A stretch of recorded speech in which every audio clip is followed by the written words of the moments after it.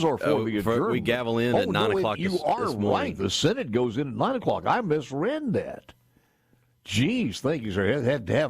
Have to have a member of the Senate just correct me on this one. I thought it was I know you would probably get to it at some point. I know you got a lot of information in front of you, but 10 o'clock, 9 o'clock is good to see you, sir. How's everything going? How does it feel to be one of the productive guys of the Senate that there are laws that we have to abide by, and you are responsible for those once they sign by the governor and go through the process?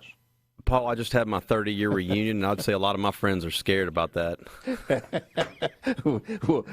The more knowledge they have before the reunion, so they can look over these laws. But, yeah, I had a lot of funny looks at me this past weekend. But.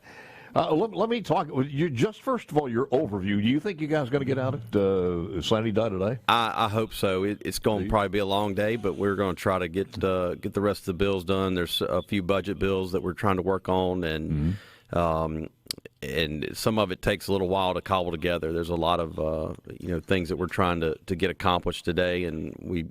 I think broke the ice yesterday, and we're moving ahead, and hopefully we'll be done today. I know I want to get back to my day job. My office has probably got a lot of dust in the chair.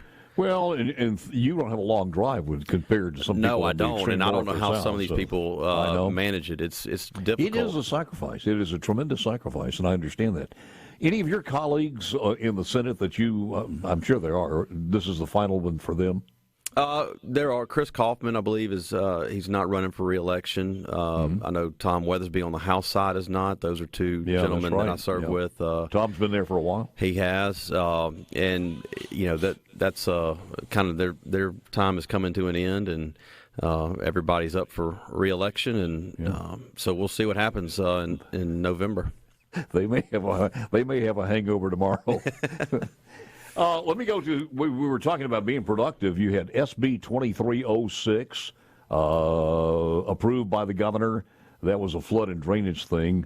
A little more sex appeal on the next one, SB 2449. And that was approved by the governor. Sales and use taxes. Yeah. What was that about? We've had a couple of sales and use tax. The use tax is the internet tax that, after the Wayfair decision. That tax comes in. Well, there's not really a good way of doing the diversion like we do sales tax. So when you go to a restaurant or a store in a municipality and you buy something, a portion of that sales tax that comes to the state goes back to that municipality for help with infrastructure, police, whatever the city uses those fees for or those revenues for. But the use tax is basically the accumulation of all the internet sales tax, and those dollars have diversions as well. And we've been diverting monies. We passed a law several years ago that diverts a percentage that was increased year over year, and it finally reached about 15%. But it goes to 15% goes to the cities, 15% goes to the counties, and those monies are specifically have to be used for infrastructure improvement. We passed a law that said that the cities had to maintain their level of base spend on infrastructure, roads, bridges, water, sewer, and this could be used to supplement that. But they had to maintain that level of spend going forward, along with a little bit of an inflation factor. So. What it did was it made a lot of requirements on municipalities. For like 5 years, you had to report what you spent, and now that we've had it for 4 years, we're going to drop it down to 2 years. But we're also going to we've allowed them to use that for paying off bond debt if they want to bond for several projects and use that source of revenue to pay debt on. So we're kind of clarifying what those dollars can be used on to make sure they're going to streets, bridges, water, sewer, drainage, infrastructure. This counties and municipalities? Counties and municipalities, yes. Okay. SB 2681, also a Harkin bill that has gone to the governor and apparently been approved by the governor. It's 2681. And Mississippi Development Authority clarified time trigger for tax exemption cutoff under Growth and Prosperity Act. Yeah, some of these bills we pass are repealer bills, and they have like little languages that extend programs at MDA. We have a lot of different things that we work on with MDA, with a lot of their funds that the governor uses in recruiting businesses and helping businesses to expand in Mississippi. So work well with MDA, and they do a lot of good work on behalf of the state. That would encompass the next one, too, I would guess, SB 2858. Good intro. Yeah, so there you go. Any other bills that you want to talk about that, as far as your committee is concerned? It's been a busy year last year. Obviously, with the tax bill, that was a lot of activity last year in our committee, and this year was not as active as last year. And but we're getting down to the end of the session, and we're working on all the spending that we're going to be doing through our bureau buildings, DFA, universities and colleges, community colleges. There's a lot of investment that's taking place in our state. We're growing, and there are a lot of needs. $103.7 million in SB 2372 to the hospitals. Did you ever figure out how long that's going to last them? No, I don't know how long it's going to last them. I know it'll help. I mean, we heard at some point it's a few within 2 weeks that money would be gone, and maybe a lot less than that. It very well may, Paul, but it's I doubt you'll hear any of them complaining that they're getting it. I'm not saying you're complaining, John. What I'm saying is, if there's a problem with hemorrhaging that bad, you're putting a Band-Aid on it and charging people for a Band-Aid that could be used somewhere else. Yeah, I think one of the things that we've also passed is the collaboration bill that will help hospitals, collaborate and do things more efficiently, effectively. And what we've done in that bill is to help provide them with antitrust protection, and telling the federal government that the state will regulate it. But it's an effort to try to help hospitals in the future run more efficiently and do things at a lower cost, or be able to provide the services that are needed and help these hospitals. And that money, it was based on a formula. They used licensed beds to help figure out a portion of the funding, and also the setting. While you may not have a lot of beds, your emergency room in a rural setting, those need some help too. So we didn't want to penalize those hospitals. Let me say this, as chairman of finance, and it encompasses several committees there. But as you guys sine die and leave for 2023, in light of any possible special session that may come up, do you hear any words about a special session needed? I don't right now. No. Yeah. I think in light of what's happened in the last, I don't know what, with MEMA and with the response from the disaster, I hope that the governor, we're trying to set up a fund to help give the resources that they need, not only to match the state portion of a match with FEMA, but we're also trying to set up a fund that will help with local matches for issues, whether it's deductibles for our cities that were greatly impacted by this. We also are trying to put some money out. How much are we talking about? $5 million? I think the last number I heard was maybe $6 million. There's a couple of different accounts. We gave some money for a hospital. I think we looked last night. We were at the Capitol till about 3:30 this morning working on some of these budget issues, but there was $1.5 million in there for some hospital relief, for some deductibles. There's schools, trying to provide monies that if a school needs to rent as minute as just renting a truck to move some equipment so it doesn't get rained on and damaged, move to another facility. They don't have that working cash in hand, so we're trying to help provide some resources to help mitigate some of the damage and help them start the process of rebuilding. Senate Finance Committee Chairman Josh Harkins, I want to touch on Medicaid. We did the postpartum, and just a word or two about Medicaid expansion when we come back with Josh Harkins. We didn't get that rebate check. Is that bill? Can you rejuvenate that bill in the last few seconds? Because you guys in the Senate kept talking about this rebate bill. We'll be happy to talk about it. Where's the rebate? The check is in the mail. It is in the mail, Paul. It's coming to you. Come on. A little bit more with Josh Harkins coming up next. And again, John Horn. John must really be teed off, because if he's got to hit that 9 o'clock, he may get a speed ticket on the way back. But he is scheduled at 8:37. Back with more coming up next. Josh Harkins in the house.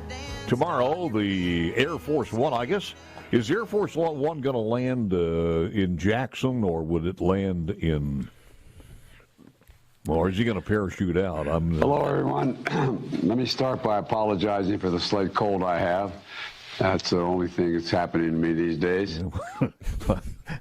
I hope he does. I hope he wears a mask. So. Yeah. I don't know what it... I mean, is he going to the airport would have to... The long runway, you'd have to land in Jackson. Yeah, I mean, you're certainly not going to land in Greenville, I wouldn't think. I don't know. They got that military base out there, so yeah, I'm not even sure if it's still there. I'm not sure. It's interesting, but that is the news as you've heard. All right, the Medicaid deal.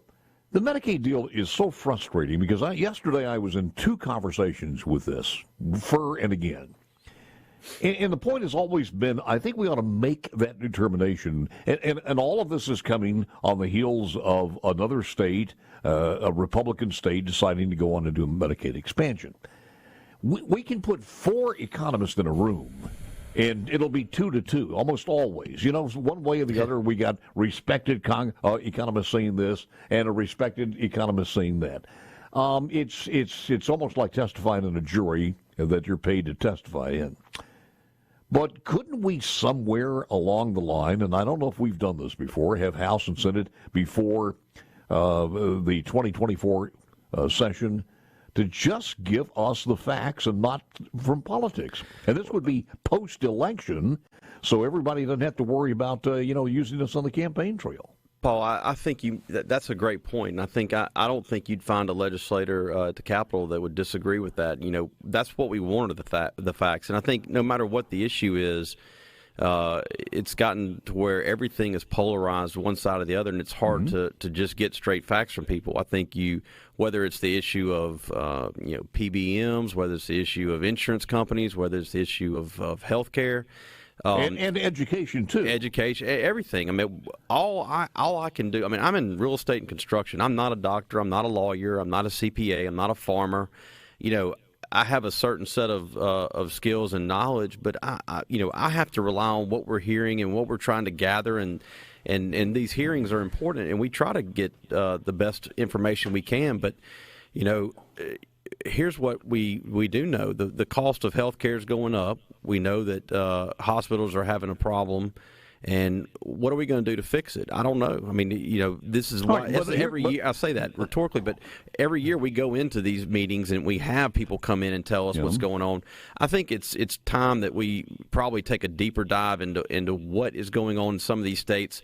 How are some of these states, are they succeeding with the expansion? Is it what has it done to their budget? How has their state reacted to it? I mean, I think we've got enough time now that we can probably take a look at some of these other states. And because I've heard states that have done it, it's wrecked their budget. Then you hear other states that are maybe going at it a different direction, you know, with the Indiana model or something else. So I think it's, you know, the chairman of Medicaid, Senator Blackwell, and his House colleague could probably stand to have a hearing maybe and try to dive into some of those facts and get the facts of what the impact has been. We are confused as voters, and it seems like you guys are talking mostly to the lobbyists in there, whether it's education or this or and a sundry of other things. The lobbyists have a much louder voice than the people do sometimes, and it's aggravating. Well, on one point, we hear, man, if you just guys expand, the hospitals are going to be fine.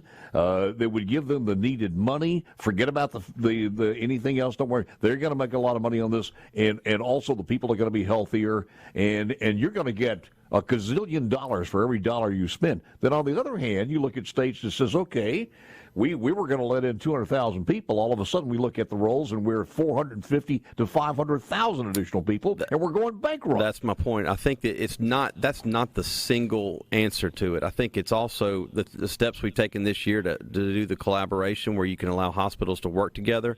The healthcare model has changed. I mean, these towns in our state that once were thriving, you know, had a lot more population base. When you don't have that population, it's hard to afford to have those services. Yeah. So, you know, maybe we have to look at doing a different model of how our hospitals are serving our more, sparsely populated areas of the state, and try to figure out. Just writing a check for that, $103 million, when you understand that.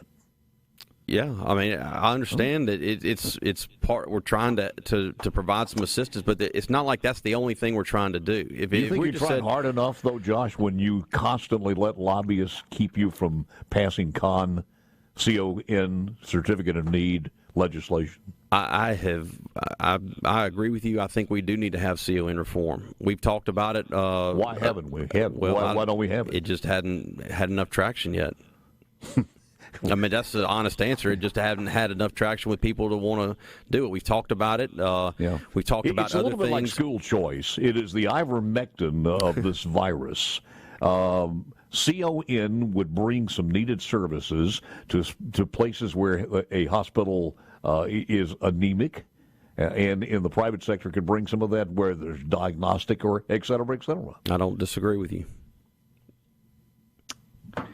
And we leave it there till the next session. So, what else? What else do we need to talk about here? But there are a couple of other. Oh, I do want to ask you this. You want to talk about the tax? Yes. And the ceasefire text line is lit up with some tax questions. Look, let's remember where we are in the scheme of things. We passed the largest tax cut in our state's history in 2016.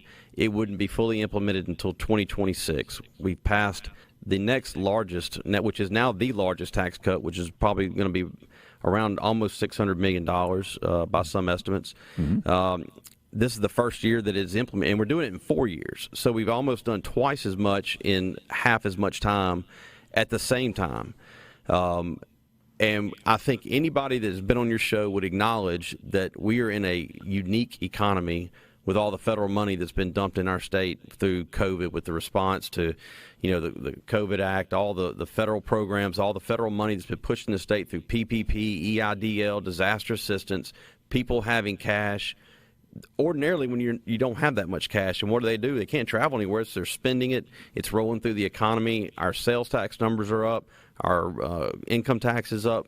I don't think anybody thinks that's a normal economy, and so I think as we're going through this tax cut and we're pushing these dollars back to in the economy, I mean, how you do this matters. And I think, the road is littered with stories of people trying to maybe do too much too fast. Yep. We obviously have demonstrated we can do both, and we can take a look at it. And, we're going to eliminate $185 million this year just with eliminating the 4% bracket. We took 3 years to eliminate the 3% bracket. We're doing the 4% in 1 year. I know, but we were talking about that surplus of $1.1 million, which, thank goodness, we're going to put that to infrastructure. But the other part of this you're talking about, all that money just coming out of everywhere from the federal government, our great benefactor is the American taxpayers paying this. I agree. Even though the Joe Biden is holding on to the damn credit card itself, or our card. But you know what happens after we get all this money? Somewhere down the line, when you look at the ledger, our interest, Cindy Hyde-Smith said this yesterday on the air with me, our payment of interest before we even pay anything else is going to be $1 trillion a year. I heard that. But $1 trillion. Well, one of the things, Paul, that we're doing in our state is we haven't taken any new debt. We haven't borrowed any new debt in the last 2 years, and that's going to save about probably $30 to $40 million a year of recurring debt service. We've paid off about $306 million this year.